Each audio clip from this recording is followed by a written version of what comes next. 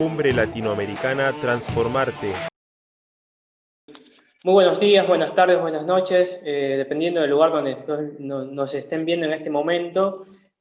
Bueno, hoy tenemos arrancando este domingo 8 de noviembre un nuevo encuentro con Ana Clara, que ella nos va a compartir esta charla que se titula Desdramatizar la discapacidad. Así que queremos dejarla con ella, que nos cuente más en detalle esto. Adelante, Ana. Buenos días, buenas tardes, buenas noches, según sea la hora, como bien dijeron. Muchas gracias por la invitación. Bueno, a mí me toca compartir con ustedes la experiencia de ser mamá de un joven, Augusto. Tengo 3 hijos y quien me lleva a participar hoy en este encuentro es el del medio, que actualmente tiene 15 años. Bueno, Augusto tiene síndrome de Down y desde su nacimiento yo me encontré con una realidad que era qué nos pasaba a nosotros como familia frente a esta característica, ¿no? Esta característica genética. En el día a día fui conociendo un poco lo que era la percepción que había en todo el entorno. Me llamaba mucho la atención ver que la gente me miraba con mucha preocupación. Muchos se compadecían, de hecho hubo gente que me dijo cuánto lo lamento.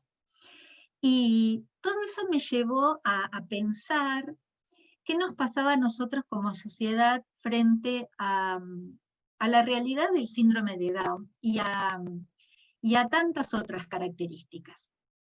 Bueno, fue así como, de alguna manera, mientras vivíamos nuestra vida de la manera natural, suelo decir que lo que cambió en mi vida con la llegada de Augusto fue que hasta ese momento éramos 3 y a partir de ese momento fuimos 4.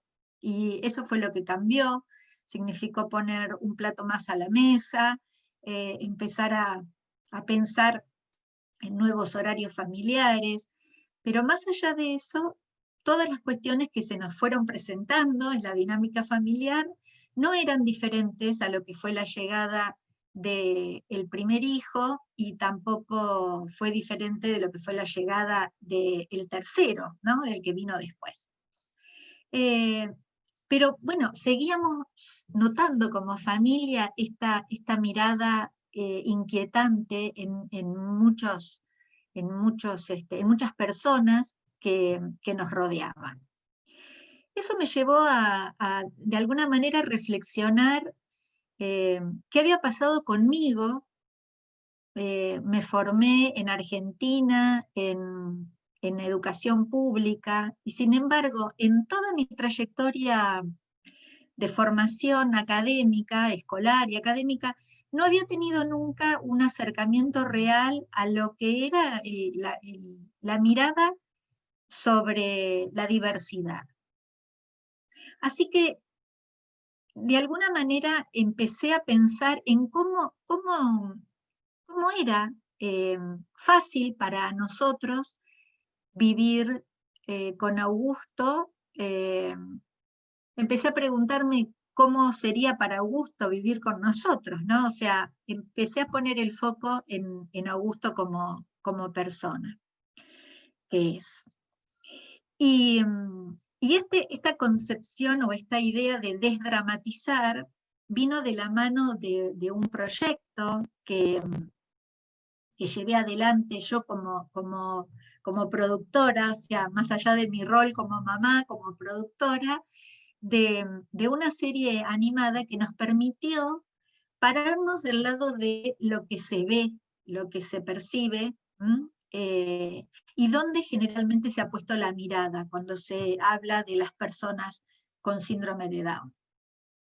Así que, si yo tengo que contarles ¿por qué el desdramatizar? Bueno, de alguna manera porque la primera impresión que muchas personas tienen es que estamos en la puerta de un drama. La realidad de las personas con diversidad dista mucho. Muchas veces sí están inmersas en situaciones que son quizás menos favorables, pero que eso no tiene que ver con su característica personal. Eso tiene que ver con características sociales, tiene que ver con características del entorno. Entonces, ¿por qué se hace foco siempre en la característica individual para pensar que esa persona padece algo? En una de las, me acuerdo siempre, las primeras observaciones que hicimos como familia es esta cuestión de pensar que una persona con síndrome de Down es un padeciente permanente. No, a ver, de hecho, lo importante creo que es que nosotros seamos capaces de analizar qué es lo que nos pasa a nosotros frente a la discapacidad, a la diversidad, al síndrome de Down, ¿no? Un poco repasando las denominaciones que se les da. Y honestamente creo que el trabajo que tenemos que hacer como sociedad es por ahí. Es un trabajo que permita visibilizar la realidad, pero sin perder de vista que nosotros estamos hablando, o deberíamos hablar, o al menos es mi caso, intento hablar de lo que a mí me pasa con la realidad de un integrante de mi familia. Lo que le pasa a él, intento que él pueda decirlo, obviamente, y ahí creo que empieza a producirse lo que yo llamo una espiral virtuosa. Una persona que quizás por prejuicios no es motivada a reconocer sus deseos, a expresar sus deseos, a hacer primero una introspección para después ver qué es lo que quiere decir, difícilmente pueda ponerlo en palabras. Entonces, como familia, nosotros apuntamos a conocer a nuestro hijo, conocer quién es, qué deseos tiene, aceptar sus gustos. Bueno, a ver, lo que una familia debería hacer siempre, ¿no? O sea, respetar en la individualidad de este integrante para que esa persona pueda ser autónoma y logre todo lo que desee, igual que cualquiera. Desdramatizar significó respetarnos como familia. Desdramatizar significó a veces no seguir lo que nos recomendaban que hiciéramos, sino que seguir nuestro instinto. Desdramatizar significó empezar a reconocer en qué lugares era necesario lograr mayor grado de visibilización. Desdramatizar significó aceptar bueno, que como a nosotros como familia nos pasó, de muchas cosas las supimos en el momento en que Augusto llegó a nuestra familia. De la misma manera pasa con docentes, pasa con profesionales. Y eso significó pararnos en un lugar el que yo llamo de la no lucha. O sea, y hago una aclaración. Respeto muchísimo y agradezco a todas las personas y asociaciones que se manifiestan como en la lucha. Pero un poco pensando en esto del lenguaje positivo, ¿no? Yo creo que evito usar esas palabras que refieren a lo bélico, ¿no? A la lucha. Y yo lo que prefiero es decir, bueno, visibilizar, promover el cambio de miradas, aportar mi experiencia, para que si alguien cree que hay una sola manera de mirar eso, bueno, no, vea que hay otras maneras de mirar esta temática y lograr de a poco que esta nueva mirada se instale. Desdramatizar implicó para nosotros aceptar que la llamada inclusión, ¿sí? O de alguna manera el acceso a los derechos empieza por casa. Implicó, por ejemplo, aceptar salir a hacer las compras con el hombre araña, por ejemplo, porque Augusto decidió que el traje que se iba a poner ese día para ir conmigo al supermercado era el del hombre araña, y entonces, bueno, acepté que eso iba a ser así, y entonces sumarme a su iniciativa y no ponerme a pelear en casa, como, no, ¿cómo vas a salir vestido así? ¿Por qué te pusiste? Esto no es un baile de disfraces. No, o sea, Augusto me enseñó que muchas veces está buenísimo ponerse en la piel de otro. Él elige el hombre araña, bueno, es su ídolo, y eso me permitió comprenderlo, entenderlo, y que él me devuelva una emoción muy positiva por el hecho de sentirse respetado.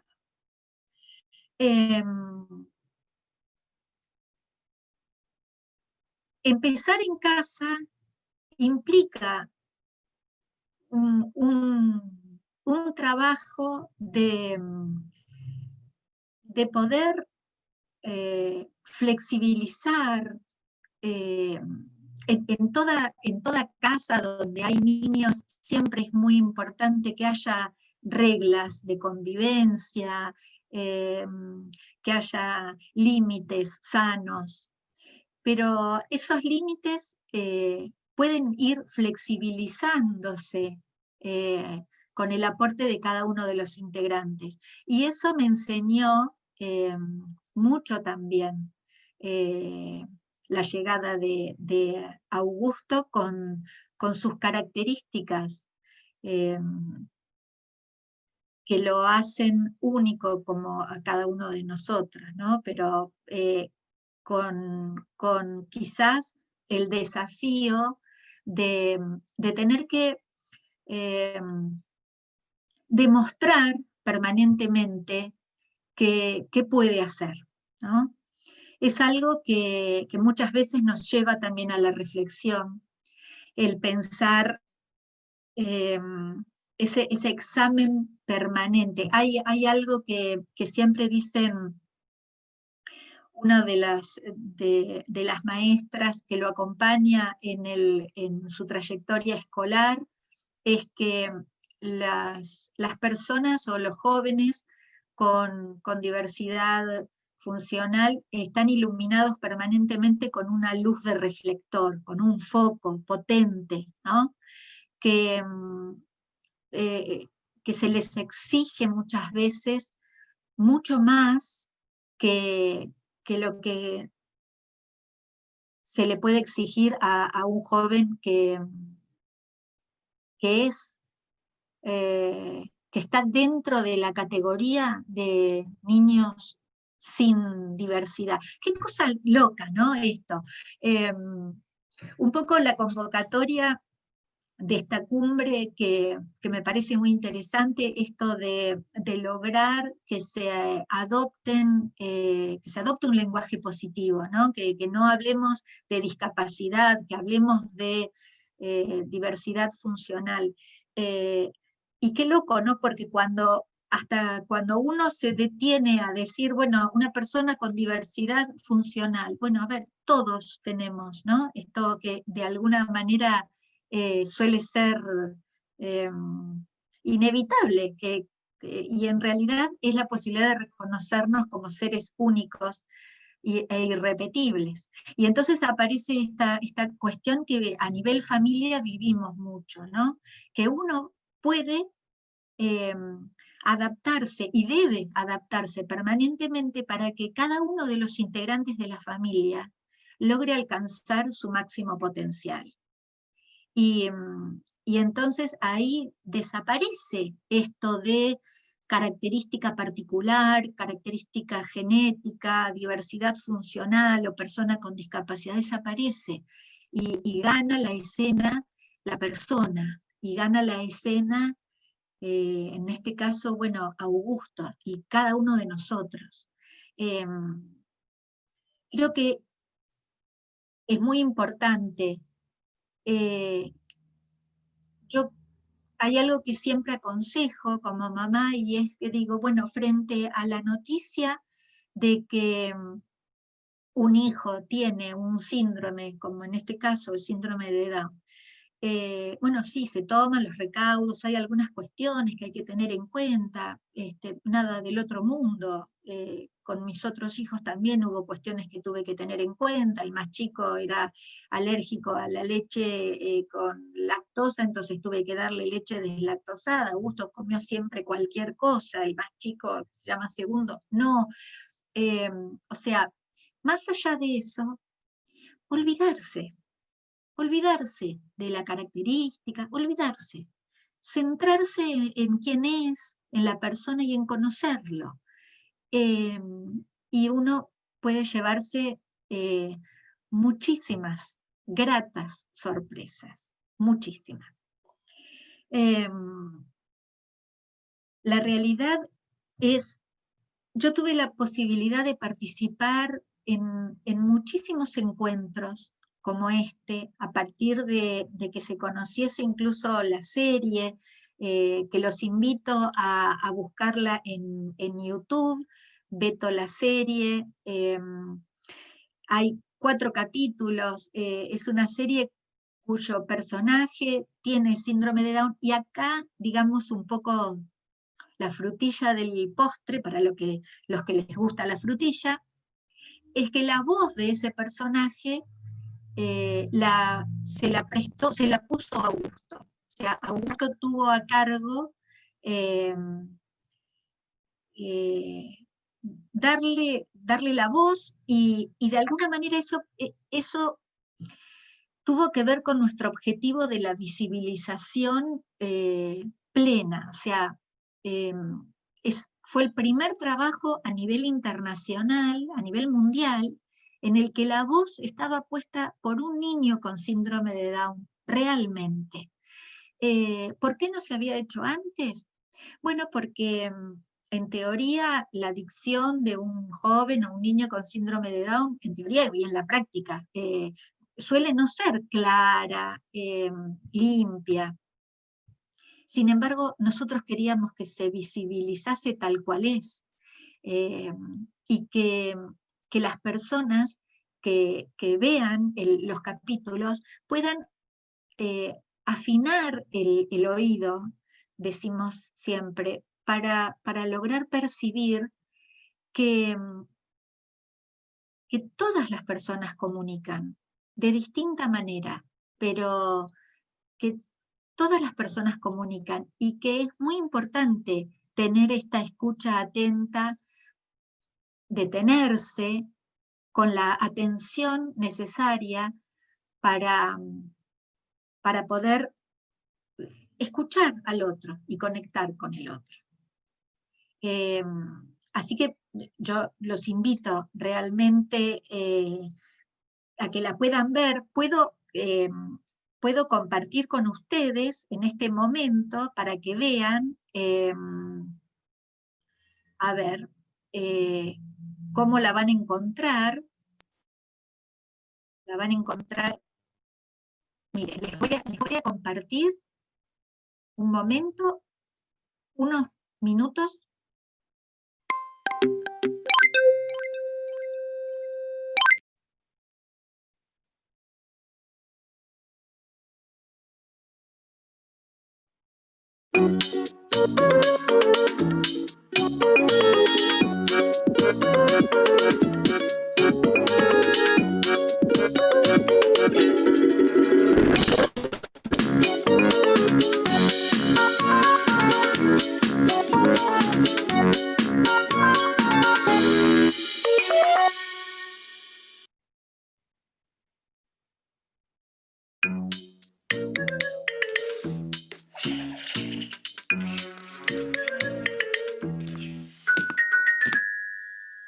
Beto, ¿vas a dormir?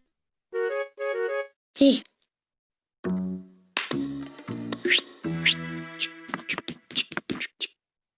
Ujú.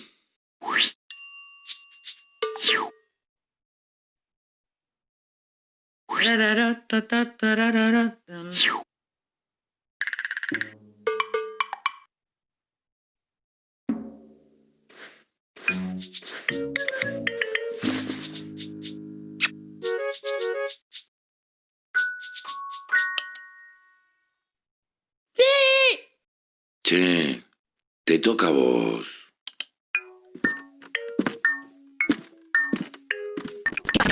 Sí.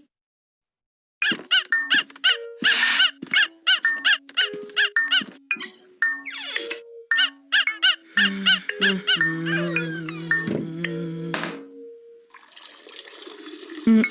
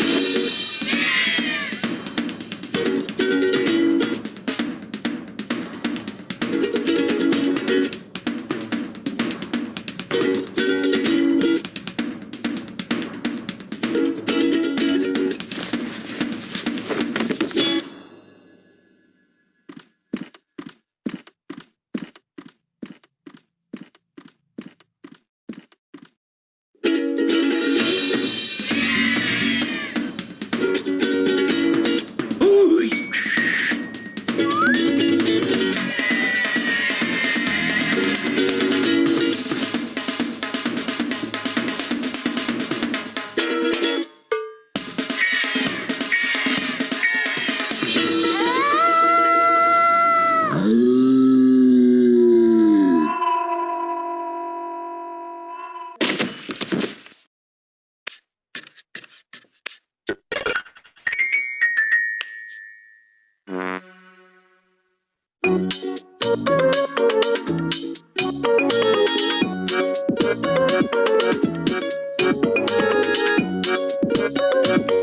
Bueno, de alguna manera,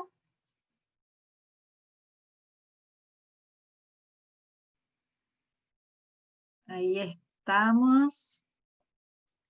Ahora sí. En YouTube, eso fue uno de los capítulos. La idea de la serie fue compartir experiencias familiares y, como habrán visto, la cuestión de que cada uno duerma en su cama fue una de las cosas que nos inspiró para compartir lo que era nuestra realidad familiar. En YouTube, el canal de Beto la Serie, y si no, tipeando Beto la Serie, capítulos, pueden ver los otros también. La experiencia nos mostró que este material que está disponible para todo el mundo, de descarga gratuita, es una herramienta interesantísima para introducir el tema con los niños, con las niñas, cuando se quiere visibilizar, cuando se quiere hablar de convivencia, cuando se busca promover la aceptación de la diversidad, y fundamentalmente cuando se logra o cuando se tiene como objetivo conocer la diversidad. Yo creo que el mayor desafío que todas las personas tenemos que todas las personas a las que nos toca en la vida convivir o compartir nuestra vida con una persona con diversidad, con síndrome, es ayudar a que se conozca, que se visibilice. La información aleja el miedo. Muchas veces las barreras se cierran ante el desconocimiento, ante la falta de información. Y cuando las personas logran aprender, logran conocer, el miedo se esfuma, desaparece absolutamente. Y entonces ahí empiezan las oportunidades para que cada quien pueda realmente tener acceso a sus derechos. Bueno, espero con esta participación motivarlos a colaborar en la visibilización de tantas realidades para que cada uno podamos seguir aportando nuestro granito de arena. El nuestro como familia fue hacer veto, ¿sí? Y siempre decimos, bueno, levantamos la bandera de la inclusión en este caso, vamos aprendiendo que hoy por hoy tenemos que levantar la bandera del acceso. Muchas gracias por la invitación a participar de esta cumbre. Para mí fue un placer muy grande. Gracias.